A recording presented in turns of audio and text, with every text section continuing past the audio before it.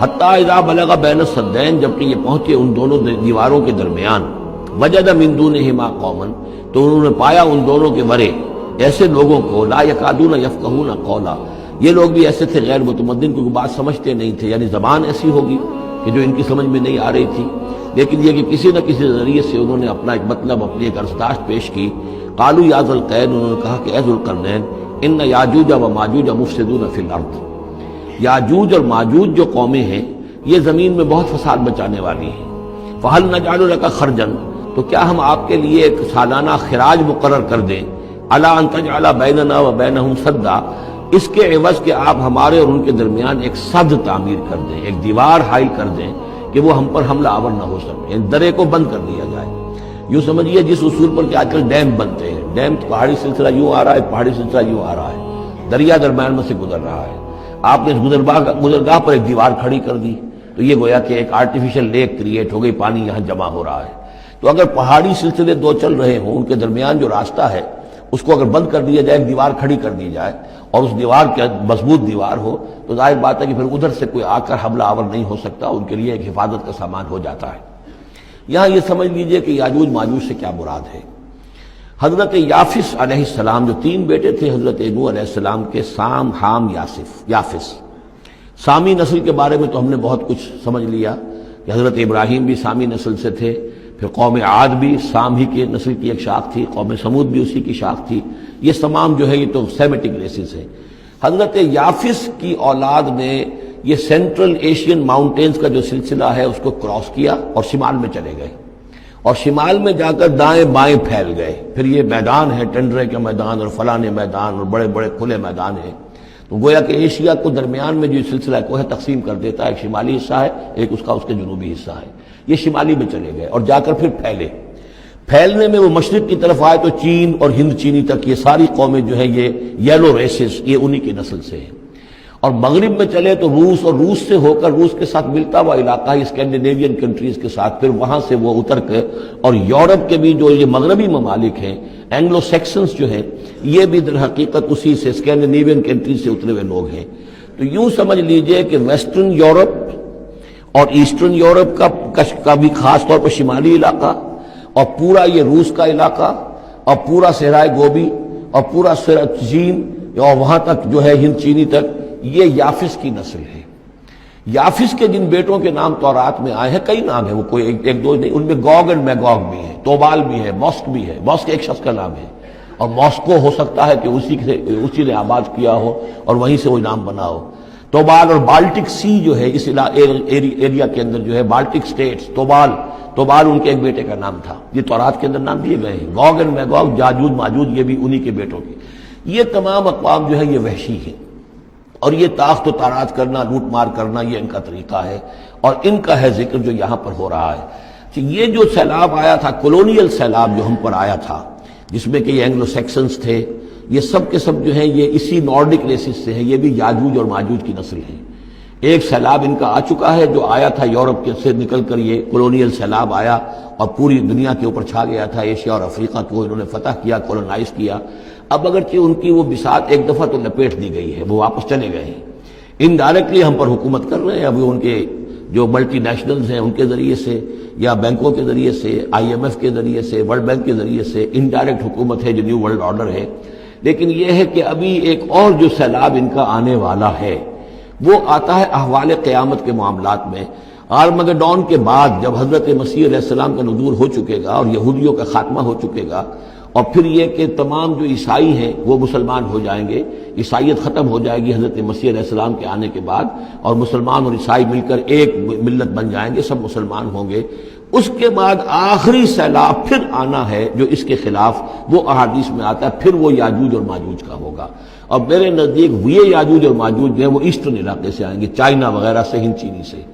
Armageddon جو ابھی ہونی ہے فوری طور پر بڑی جنگ، اس میں یہ لوگ جو ہے بیٹھے رہیں گے، یہ جنگ میں حصہ نہیں لیں گے۔ یہ مڈل ایسٹ میں جنگ ہوگی، یورپین پاور ساری ہوں گی، کرسچین پوری طاقتیں ہوں گی، اور ادھر جو ہے مسلمان ہوں گے، اور حضرت مہدی جو ظاہر ہوں گے، جو اللہ تعالیٰ ایک عنایت کرے گا مسلمانوں کو لیڈر عرب کے اندر، وہ پیدا ہوں گے، مجدد ہوں گے، اور ان کے ذریعے سے عرب کے اندر ایک اسلامی حکومت بھی قائم ہوگی، لیکن ان کے لیے مدد کے لیے خراسان کے علاقے سے فوجیں آئیں گی، مشرق سے آئیں گی، اور یہ علاقہ جو ہے وہ ہے جو ہمارے قریب ہے اور ہم بھی اسی علاقے میں ہیں۔ اللہ تعالی ہمیں توفیق دے کہ یہاں وہ ہم پہلے اس نظام میں خلافت قائم کریں، تاکہ یہاں سے پھر فوجیں جائیں اور حضرت مسیح کے ساتھ ہو کر اور حضرت مہدی کے ساتھ ہو کر عیسائیوں اور یہودیوں کے ساتھ جنگ کریں، اور بالآخر پھر یہ کہ پوری دنیا میں اسلام کا بول بالا ہوگا۔ لیکن جب یہ ہو چکے گا، اس کے بعد ایک سیلاب پھر آئے گا یاجوج اور ماجوج کا۔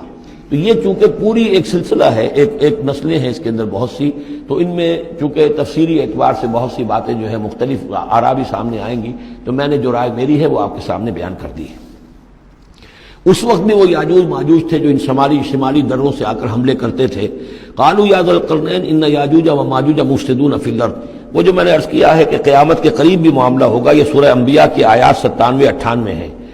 حتی اذا فتحت یاجوج و ماجوج وهم من کل حدب ینسلون واقترب الوعد الحق فاذا هی شاخصۃ ابصار الذین کفروا۔ اب زیادہ دور نہیں، ہم سورہ انبیاء بھی قریب ہی آ رہی ہے، انشاءاللہ وہاں اس کو ہم پڑھیں گے۔ تو دو جگہ قرآن مجید میں یاجوج اور ماجوج کا ذکر ہے، ایک یہ جو قریب قیامت میں ان کا جو ظہور ہونے والا ہے، ایک اس وقت کا معاملہ یہ چھوٹا سا تھا کہ جو ذوالقرنین کے سامنے آیا ہے۔ تو کیا ہم آپ کے لیے ایک سالانہ خراج طے کر دیں تاکہ آپ ہمارے لیے یہاں ایک سد تعمیر کر دیں، ایک بند باندھ دیں یہاں پر؟ قال ما مکنی فیہ ربی خیر۔ اب دیکھیے ان کا کردار، ان کا مجھے جو کچھ میرے رب نے دے رکھا ہے، دولت دے رکھی ہے، مال دے رکھا ہے، وہ بہت بہتر ہے اس سے کہ جو تم مجھے پیش کر رہے ہیں، مجھے خراج کی ضرورت نہیں ہے۔ ہاں تمہاری ایک ضرورت ہے، میں وہ پوری کر دیتا ہوں۔ فاعینونی بقوت، مجھے مین پاور فراہم کرو، باقی ساری سامان جو ہے میں فراہم کر لوں گا، لیکن بہرحال اس کو بنانے کے لیے، دیوار بنانے کے لیے اور دونوں پہاڑوں کے درمیان اتنی بڑی جو سد تعمیر کرنے کے لیے جو مین پاور چاہیے، اعینونی بقوت، تو محنت کے ذریعے سے، مین پاور کے ذریعے سے میری مدد کرو۔ اجعل بینکم و بینہم ردما، میں ان کے اور تمہارے درمیان ایک موٹی دیوار بنا دوں گا۔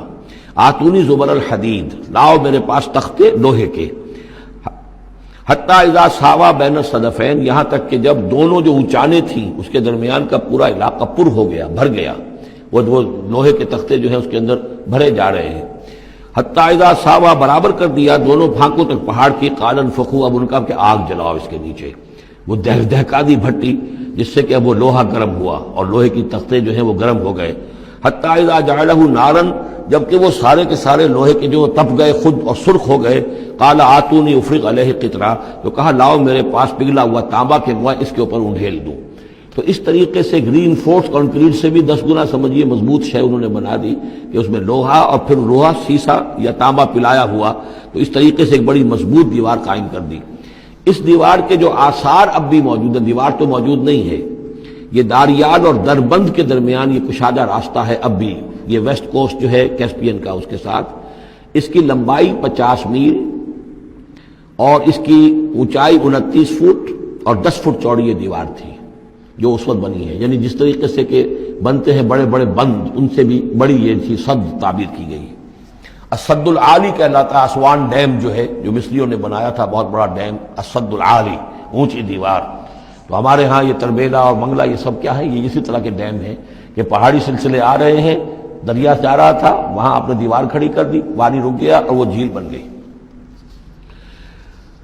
فمستطاعوا ان یظہروہ، تو انہوں نے کہا کہ اب یہ لوگ نہ تو یہ اس کے اوپر سے آ سکیں گے، اس کو نہ چڑھ سکیں گے، وما استطاعوا لہ نقبا، نہ اس میں کوئی سوراخ لگا سکیں گے، نقب لگا سکیں گے۔ قال ھذا رحمۃ من ربی، یہ سب اتنا بڑا کارنامہ کر کے بھی انہوں نے کہا یہ سب رحمت ہے میرے رب کی طرف سے، میرا کوئی کمال نہیں، یہ سب اللہ کی طرف سے ہے۔ فَإِذَا جَاءَ وَعْدُ رَبِّي، اور جب میرے رب کا وعدہ آئے گا، جَعَلَهُ دَكَّا، وہ اس پوری دیوار کو جو ہے ریزہ ریزہ کر دے گا، ختم ہو جائے گی دیوار۔ اب وہ دیوار وہاں موجود نہیں ہے، وہ ختم ہو چکی ہے امتداد زمانہ سے، اب اس کے کوئی آثار باقی نہیں رہے، بس آثار معلوم ہو جاتے ہیں کہ یہاں وہ دیوار ہوتی تھی جس سے یہ میں نے ڈائمنشنز آپ کو دیے ہیں۔ وَكَانَ وَعْدُ رَبِّي حَقًّا، اور میرے رب کا وعدہ جو ہے وہ حق ہے، سچ ہے، پورا ہو کر رہے گا۔ وَتَرَكْنَا بَعْضَهُمْ يَوْمَئِذٍ يَمُوجُ فِي بَعْضٍ، اب جب یہ وقت آئے گا اللہ تعالیٰ کا قیامت کا وقت، تو ہم چھوڑ دیں گے اس روز ان کو،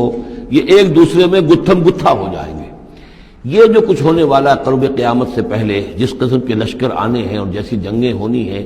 اور یہ جو یاجوج ماجوج جب آئیں گے تو آتا ہے احادیث کے اندر کہ پورے دریا اور پورے سمندر پی جائیں گے، ہر چیز کھا جائیں گے۔ اور یہ معلوم ہوتا ہے کہ یہ چینیوں کے ہاں تو خاص طور پر سانپ، بچھو، جو شے ہو، کتا، بلی، ہر شے چٹ کر جاتے ہیں۔